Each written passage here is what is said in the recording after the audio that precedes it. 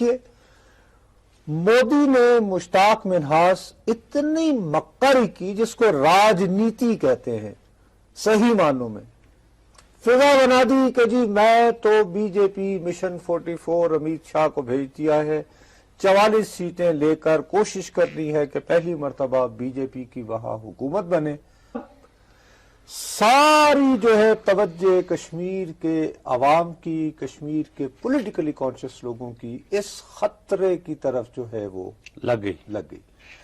ورنہ ابھی تک جو الیکشنز ہوتے رہے ہیں ان میں اکثر کہنے کو صحیح، جن کو ہم بھارت نواز پارٹیاں کہتے ہیں، یا وہ جماعتیں جو وہاں کے انتخابات کا بائیکاٹ نہیں کیا کرتی، وہ ان میں سے ایک دو جماعتیں ہمیشہ یہ کہہ کر لوگوں سے ووٹ لینے کی کوشش کرتی تھی، کیونکہ دیکھیے اس کشمیر میں اس وقت سب سے بڑا ایشو جو ہے وہ ہے ابسا، وہ آرم فورسز، ٹھیک ہے، وہ جو قانون اس کی وجہ سے فوج کو جو اختیارات ہے، کسی کو بھی اٹھا لے مسنگ یا اور وہ بہت ظالمانہ قانون ہے۔ اب اس دفعہ جو ہے صاحب انہوں نے ایسی راجنیتی کی کہ ہر کانشیس ہو گئے، تو ہم نے لوگ گھروں سے باہر نکل آئے، 70% پولنگ ریشو جو ہے نا۔ میں آپ کو تھوڑا سا ڈیٹیل میں اگر دیکھیں نا، گریز کی جو سیٹ ہے آج ذرا یہ تو کام مرحلہ وار جو ہوتے ہیں وہاں پہ 77.15% پولنگ ہوئی ہے۔ بتائیے بانڈی پورا آپ دیکھیں نا، وہ ویلی کا سمے وہاں پر 70%، سوناواری میں 80%، کنگن میں 76%، گاندربل میں 53%، نوبرا میں 75%، لے میں 66%، کرگل میں 60%، زنسکار میں 71%، کشتواڑ میں 68%، اندروال میں 72%، ڈوڈا میں 79%، بھدرواہ میں 70%، رام بن میں 68% اور بھانی ہال میں 69%۔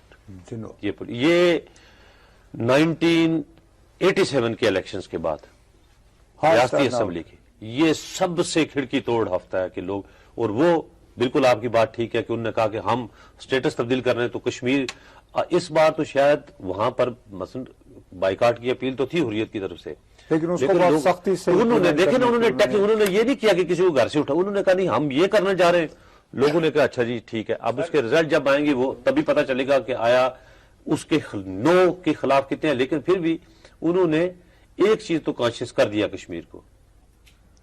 اب آپ نے خود نوٹس کیا ہوگا اس وقت بھارتی میڈیا جو ہے اس میسو ٹرن آؤٹ کو جس طرح اس کو تو وہ اپنے ساتھ ملا رہے نا، اپنی جمہوریت کے ساتھ اس کو اب جو شخص فرض کرو واشنگٹن میں ہے، ایک ایوریج یو آر کانگریس مین، وہ تو اس کو ریفرینڈم اب سینیٹر ہے، وہ یہ کہے گا کہ جناب یہ کون کہتا ہے کہ کشمیری انڈیا کے ساتھ نہیں رہنا چاہتے، یہ میسو ٹرن آؤٹ ان کا جو ہے یہاں کے جمہوری عمل میں پورا حصہ لیا ہے۔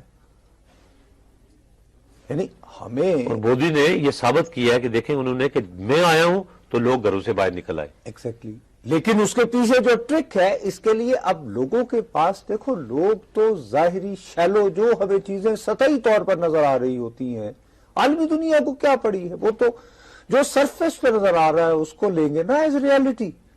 اب ریالٹی یہ ہے آج کے دن کی کہ جی ایک میسو ٹرن آؤٹ ہو گیا۔ اب اس میسو ٹرن آؤٹ کی وجہ سے جو سٹوری وہ سیل کریں گے، ہمارے پاس اس کی کاؤنٹر سپن جو ہے وہ مسئلہ۔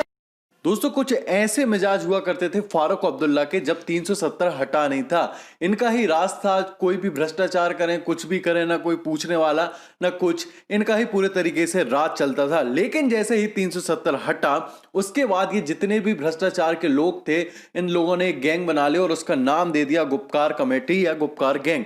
اس کے بعد ہوا کیا، ایک پھر سے ایک اور اٹیک اسٹرائک ہم مان سکتے ہیں کہ 370 ہٹنے کے بعد پہلی بار وہاں پر جو بی ڈی سی کے چناؤ ہو رہے ہیں اس میں گپکار گینگ اور پاکستان کو بہت ہی بڑا صدمہ لگا ہے، کیونکہ یہ الیکشن بہت ہی اچھے طریقے سے ہو رہا ہے اور اس بار ہو سکتا ہے ان لوگوں کا سوپڑا صاف بھی ہو جائے۔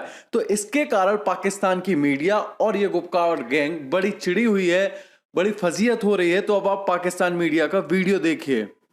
نرول ساکر صاحب، بہت سے لوگ سمجھتے ہیں اور وہ یہ کہہ رہے ہیں کہ ہندوستان کی حکومت تو پریکٹیکل ظالمانہ سٹیپس اٹھا رہی ہے، ڈومیسائل کے قوانین تبدیل کر دیے گئے، ریاست کے باہر سے باشندوں کو وہاں لا کر سٹیٹس دیا جا رہا ہے، اور پاکستان سڑکوں کے نام بدل رہا ہے، کشمیر روڈ کا نام بدل کے سری نگر روڈ رکھ دیا ہے، پولیٹیکل میپ ایشو کر دیا ہے، اس کی کیا سگنیفیکنس ہے؟ آپ کو قانونی طور پہ بہت کچھ کرنا چاہیے. دیکھیں ہندوستان نے کیا کچھ کیا ہے. ہندوستان نے قانونی رد و بدل کی ہے, ہندوستان نے پولیٹیکل ایکشنز لیے ہیں, ہندوستان ڈپلومیسی پہ کام کر رہا ہے, ہندوستان ملٹری فیلڈ میں کام کر رہا ہے. 4 میں نے آپ کو گنوا دیے ہیں اور آپ کے ویوز بھی سمجھ گئے, آپ بھی سمجھتے ہیں کہ ان میں کون کون سی وہ چیزیں. ہم نے باقی 3 ایریا خالی چھوڑے ہوئے ہیں. مطلب یہ کہ انہوں نے چیچڑے اڑا دیے, وہ جو ہمارا معاہدہ ہے ان کے ساتھ شملہ معاہدہ, ہم نے اس کی بات ہی نہیں کی. ہم نے یہ بات ہی نہیں کی کہ ہمیں کوئی گورنمنٹ ان ایگزائل بنانی چاہیے. ہم نے یہ کہا ہی نہیں یو این او میں جا کے جی وہ تو چینج کر رہے ہیں وہاں کی ڈیموگرافی, آپ آ کے وہاں پر پاپولیشن سینسس کرائیں تاکہ نہ ہم چینج کر سکیں نہ وہ چینج کر سکیں. ہم نے اپنے نوجوانوں کو ملٹری ٹریننگ دینا ہی نہیں شروع کیا تاکہ ہم کہیں وہ روز کہتے ہیں ہم آپ پر حملہ کریں گے, کم از کم اپنے دفاع کے لیے اپنے جوانوں کو ہم تیار کریں. ہم نے وہ سب کچھ نہیں کیا جو وہ ہمارے ساتھ کر رہے ہیں. پاکستان کے حلیف تو مغربی دنیا میں ہیں سارے. ہندوستان کے جو اسٹریٹجک الائز ہیں وہ تو مغربی دنیا میں ہیں. انہوں نے پاکستان کو فیٹف میں پکڑا ہوا ہے, گردن سے پکڑا ہوا ہے, پاکستان کی معیشت ان کے کنٹرول میں ہے. یہ بھی تو حقیقتیں ہیں نا جان صاحب. جی یہ بالکل حقیقتیں ہیں, لیکن اب اگر مثال کے طور پہ ہمارا کوئی وائٹل انٹرسٹ ہو اور ہمیں یہ محسوس ہو کہ دنیا کی ہمیں حمایت حاصل نہیں ہے تو کیا ہم اس کو گیو اپ کر دیں؟ مطلب آپ یا انتظار کریں, جیسے ہمارے پہلے بھائی کہہ رہے تھے کہ ہمیں صحیح وقت کا انتظار کرنا پڑے گا. ٹھیک ہے, پھر آخری کشمیری کے شہید ہونے کا انتظار کریں, دیکھیں تو صحیح ان پر کیا گزر رہی ہے. ایک دن ان کے لیے بھاری ہے, اور اگر ہم نے زیادہ انتظار کیا تو وہ میرا خیال ہے کہ ان کی جو رہی صحیح ہوپ ہے وہ ہم ختم کر دیں گے, اور ان کا جو مرال ہے وہ نیچے جانے کے امکانات شامل ہیں. تو یہ وقت جو ہوتا ہے یہ گزر جاتا ہے. وقت ایسے نہیں ہوتا کہ یہ ہمیشہ ایسے رہے گا کہ چین اور ان کی مخاصمت ایسے رہے گی اور جو یہی حکومت رہے گی اور حالات ایسے رہیں گے. تو میرے بھائی میرے خیال میں وہ جو window of opportunity for action is there, اور ایکشن اگر آپ پوچھیں تو میں کوئی جنگ کی بات نہیں کر رہا. یہ کیا کر رہا تھا کلبھوشن ادھر, یہ بی ایل اے کیا کر رہی ہے ہمارے ساتھ, یہ تحریک طالبان کس کی چھوڑی ہوئی ہے. تو کیا ہمیں اتنا حق بھی حاصل نہیں ہے کہ جو کچھ ہمارے ساتھ کیا جا رہا ہے ہم اس کا جواب دیں؟ پہلے ایک زمانہ تھا جب ہندوستان ہم سے بات کرتا تھا, کیوں بات کرتا تھا؟ 2 لوگ ادھر مارے جاتے تھے تو 10 ادھر بھی جرم حاصل ہوتے تھے. ابھی وہ بیلنس نہیں ہے.